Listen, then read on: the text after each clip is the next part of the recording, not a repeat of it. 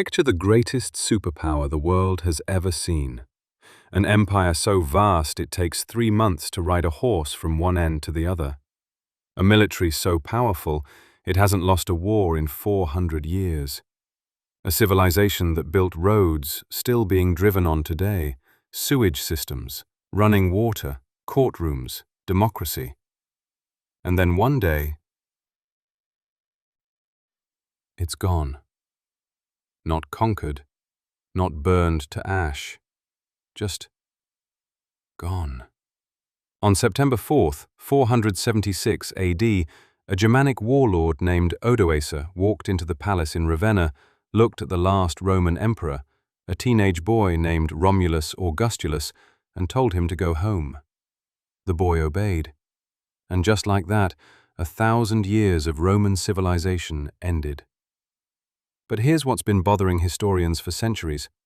How does the most powerful empire in human history just give up? The answer is one of the most important stories ever told. Because Rome didn't collapse in 476 AD, Rome had been dying for 300 years, and almost nobody noticed until it was too late. Before we talk about the fall, you have to understand what was being lost. At its peak under Emperor Trajan in 117 AD, Rome was almost incomprehensible. 5 million square kilometers of territory, 70 million people, 1 in every 4 humans alive on Earth. The empire stretched from the cold moors of Scotland to the scorching deserts of Egypt, from the Atlantic coast of Portugal to the banks of the Euphrates River in modern Iraq. It built 400,000 kilometers of road, enough to circle the Earth 10 times. The Pont du Gard aqueduct in southern France still stands today, 2,000 years later, carrying water with near-perfect Roman engineering. Rome didn't just conquer the ancient world, it organized it, codified it, civilized it. Roman law forms the foundation of legal systems across Europe, Latin America, and beyond. The concept of innocent until proven guilty, that's Roman. The 7-day week? Roman. The calendar you check on your phone every morning. Julius Caesar commissioned it in 46 BC. This was not a civilization that was supposed to fall. And yet, the first crack appeared where it always does in great empires, the military. At its height, Rome needed roughly 400,000 soldiers just to guard its borders, not to invade, not to expand, just to stand at the edges and say, "Not today." That costs money, enormous, unrelenting, generational money. And for centuries, Rome found that money the same way, conquest. New territories meant new slaves, new gold, new tax revenue. But by the 2nd century AD, Rome had run out of easy targets. The profitable conquests were done, and the bills kept coming. So the emperors did what governments have always done when they run out of money. They cheated. In 64 AD, a Roman silver coin, the denarius, was 90% pure silver. By 200 AD, it had dropped to around 50%. By 268 AD, under Emperor Gallienus, it was less than 2% silver. The rest was bronze, coated in a thin silver wash that rubbed off in your hands. This was ancient inflation, and it was catastrophic. Soldiers who signed up expecting silver wages were receiving tokens worth a fraction of their value. Merchants refused to accept them. Prices for basic goods doubled, then tripled. Trust in the Roman financial system began to evaporate, and an empire whose soldiers don't trust its money is an empire in serious trouble. If the financial crisis was a slow poison, the political crisis was the knife. Between 235 and 284 AD, Rome experienced what historians call the crisis of the 3rd century.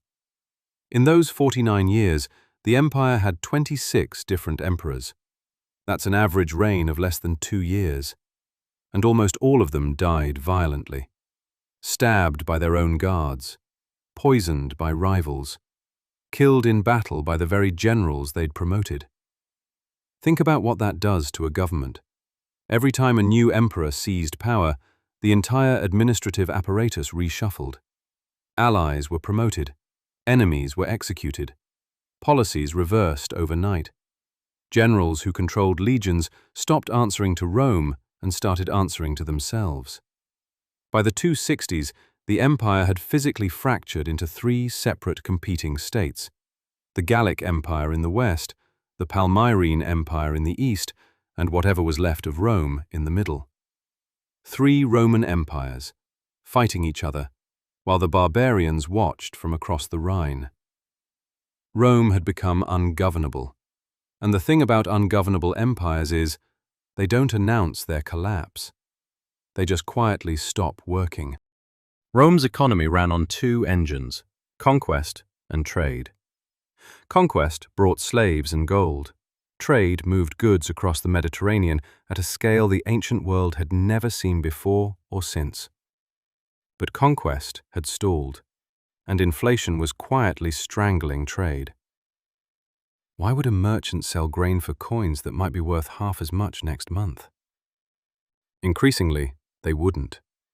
Entire regions of the empire began reverting to barter economies, paying taxes in livestock instead of currency, trading wool for grain instead of buying it. This wasn't the Middle Ages encroaching from outside. This was Rome becoming medieval from within. And as trade collapsed, so did the tax base. Emperors responded the only way they knew how, by raising taxes further, which drove more small farmers off their land, which concentrated wealth in the hands of fewer and fewer large landowners. The middle class, the backbone of Roman civic life, was being systematically destroyed, and with it, the culture, the participation, the investment in the idea of Rome itself. Then, just as Rome was trying to hold itself together, the plague arrived. In 165 AD, soldiers returning from a campaign in Mesopotamia brought something back with them that no Roman general had planned for. The Antonine Plague, likely smallpox, swept through the empire for 15 years. It killed between 5 and 10 million people, roughly 1 in every 10 Romans alive. Entire legions were wiped out. But Rome survived it. And then, before the population had recovered, it happened again. The Plague of Cyprian arrived in 249 AD. At its peak, contemporary accounts describe 5,000 people dying per day in Rome alone. The empire's ability to recruit soldiers, collect taxes, and maintain supply chains depended on a population base large enough to do all three simultaneously. The plagues removed that margin. Rome was now running an empire-sized operation with a significantly reduced workforce. Something had to give. In 285 AD, Emperor Diocletian made a decision that would seal Rome's fate. The empire was simply too large to govern from one city. Communication was too slow, threats too numerous, the bureaucracy too unwieldy. So he split it. The Western Empire ruled from Rome and later from Ravenna. The Eastern Empire ruled from the newly built city of Constantinople on the Bosphorus Strait between Europe and Asia. In theory, it was a rational administrative solution. In practice, it was an amputation. The Eastern Empire had everything going for it: wealthier cities, stronger trade networks, better geographic defenses, a more urbanized, economically sophisticated population.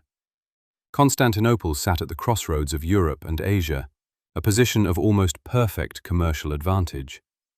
The Eastern Empire didn't just survive Rome's fall, it thrived, transforming into the Byzantine Empire and lasting another 1,000 years until 1453 AD.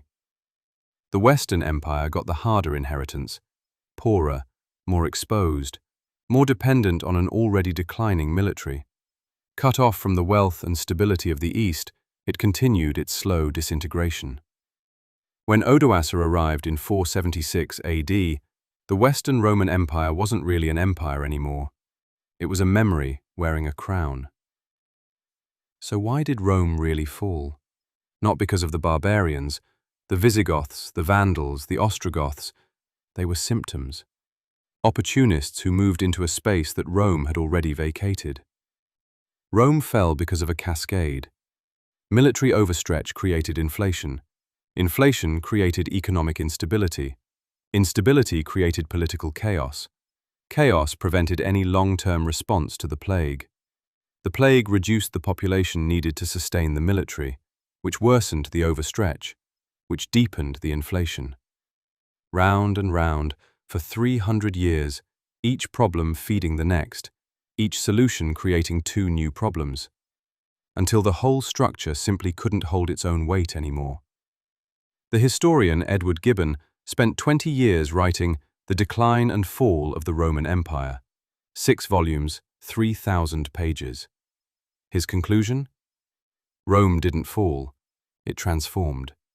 Slowly, almost invisibly, until one day what existed was no longer Rome in anything but name.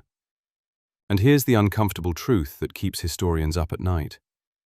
Every single factor that brought Rome down, military overextension, currency debasement, political instability, wealth inequality, pandemic, the fracturing of shared civic identity, has happened before, is happening somewhere right now. Rome isn't just ancient history. Rome is a warning. If the fall of Rome shook you, wait until you hear about what happened 1,500 years earlier. The Bronze Age collapse of 1200 BC didn't just destroy one empire. It wiped out virtually every advanced civilization on Earth simultaneously. Egypt, the Hittites, the Mycenaeans, the Minoans, gone within a generation. Nobody knows exactly why.